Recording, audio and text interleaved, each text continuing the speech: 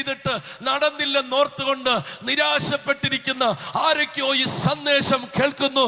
നിന്നെ ഒരിക്കൽ കൂടി ആത്മാവ് പുഷ് ചെയ്യുകയാണ്. നിന്നെ ഒരിക്കൽ കൂടി പരിശുദ്ധാത്മാവ് എൻകറേജ് ചെയ്യുകയാണ്. അത് നടക്കും നിശ്ചയം.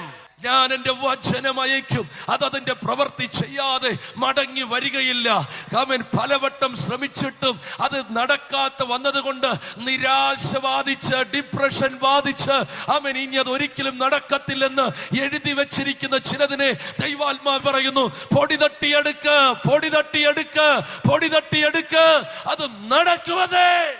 പിശാച് വഴികൾ തടഞ്ഞാലും വർഷങ്ങൾ കാത്തിരുന്ന് നടന്നില്ലെങ്കിലും നീ പിന്മാറരുത്.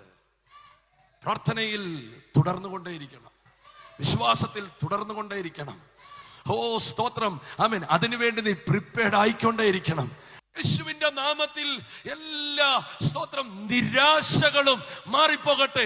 ഒന്നോ രണ്ടോ വട്ടം ചില എക്സാമുകൾ എഴുതി, ഒന്നോ രണ്ടോ വട്ടം ചില ശ്രമങ്ങൾ നടത്തി, അത് നടക്കത്തില്ല. ആരൊക്കെയോ ഡിസ്റ്റർബ് ചെയ്ത നിമിത്തം ആമേൻ ആമേൻ